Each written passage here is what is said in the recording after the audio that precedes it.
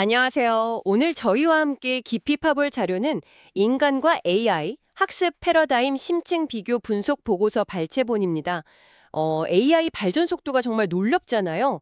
그러다 보면 문득 이런 궁금증, 드셨을 거예요. 내 뇌가 배우는 방식이랑 AI 학습 방식, 이게 대체 뭐가 어떻게 다른 거지? 오늘은 바로 이 질문에 대한 답을 좀 찾아보려고 합니다. 네, 정말 흥미로운 질문이죠. 이 자료가 바로 그 부분을 다루고 있는데요.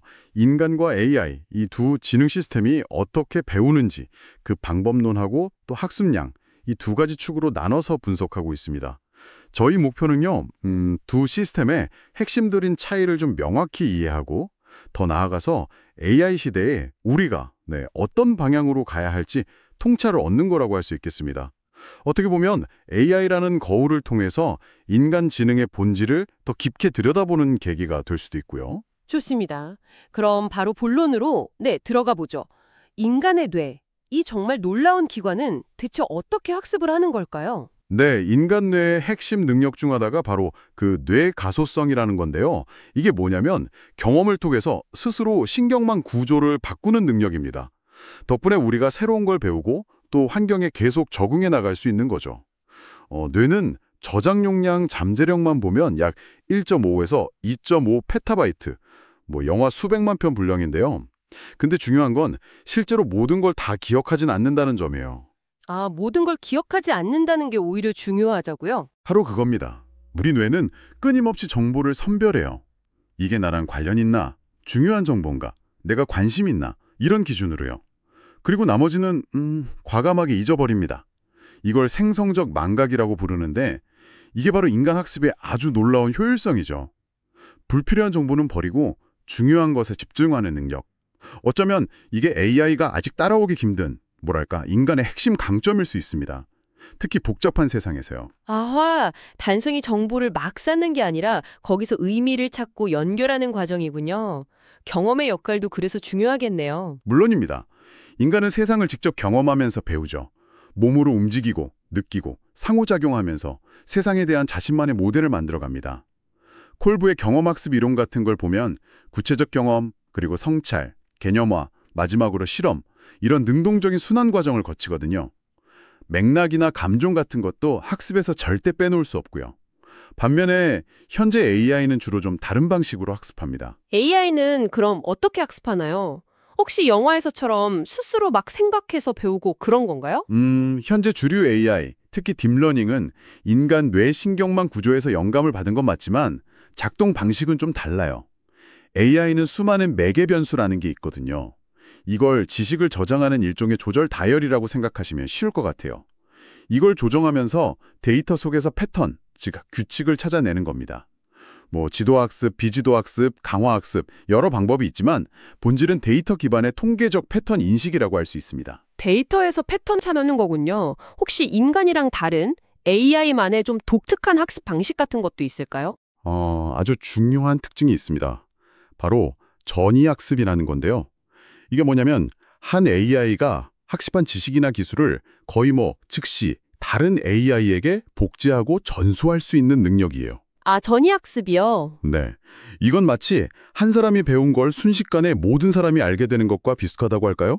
이 지식 전파 속도나 규모 면에서 인간과는 비교가 안 되죠. AI에 정말 가공할 만한 능력입니다. 이게 AI 발전의 패러다임을 근본적으로 바꾸고 있고요. 그렇군요. 그런데 그 적은 데이터로도 학습한다는 소수 예시 학습, 영어로는 퓨전 러닝이라고 하던데 이것도 있잖아요. 이건 몇 번 보고 배우는 인간이랑 좀 비슷한 거 아닌가요? 겉보기에는 비슷해 보일 수 있는데요. 작동 원리는 사실 상당히 다릅니다. AI의 소수 예시 학습이라는 건 사실은 그 이전에 엄청난 양의 데이터로 미리 학습된 아주 거대한 모델을 기반으로 하는 거예요.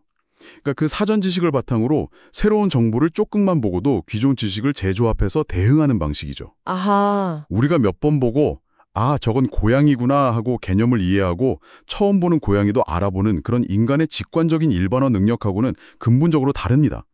이 차이는 AI가 아직 진정한 의미의 이해라기보다는 고도로 발전된 패턴 매칭에 의존한다는 걸 보여주는 거죠. 알겠습니다. 그러니까 겉모습은 비슷해도 근본적인 작동 방식이나 기반 자체가 다르다는 말씀이시군요.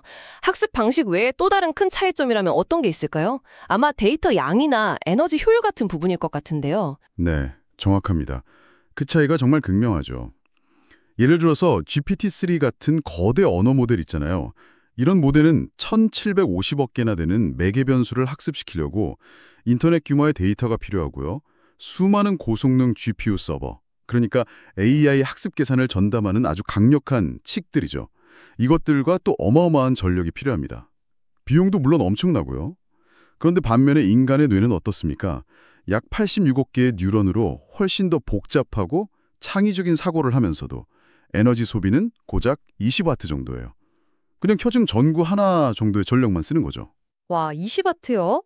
아니, 일반 전구 하나 켜는 에너지로 그렇게 복잡한 생각을 한다는 게 정말 놀랍네요. 이 에너지 효율성 차이는 AI의 미래에도 큰 영향을 미치겠는데요? 네, 그렇습니다.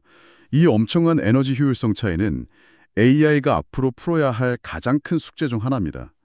지금 방식으로는 모델 규모를 계속 키우거나 실시간 학습 영역을 높이는데 큰 제약이 될 수밖에 없거든요. 지속 가능성 측면에서도 이건 아주 중요한 문제고요. 네, 종합해보면 그렇군요. 인간은 경험과 맥락 속에서 왜, 이걸 탐구하면서 의미를 찾고 또 효율적으로 배우는 데 강점이 있고 반면에 AI는 방대한 데이터를 통해서 통계적인 패턴, 그러니까 어떻게와 무엇을 찾아내고 그 지식을 아주 빠르게 확산시키는 데 탁월하다. 이런 거네요.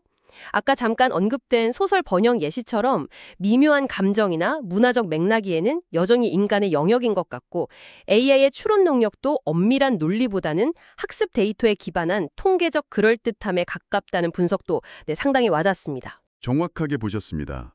인간과 AI는 학습하는 방식 자체가 본질적으로 다릅니다. 인간은 경험에 기반한 깊은 이해, 그리고 창의성, 직관, 또 말씀드린 대로 압도적인 에너지 효율성을 가지고 있죠. 반면에 AI는 데이터 처리 속도나 패턴 인식의 정확성, 그리고 지식 공유 능력에서 인간을 훨씬 능가합니다. 결국 누가 더 뛰어나냐 이런 문제가 아니라 어떻게 서로의 강점을 잘 활용해서 협력할 것인가, 이게 핵심이겠네요.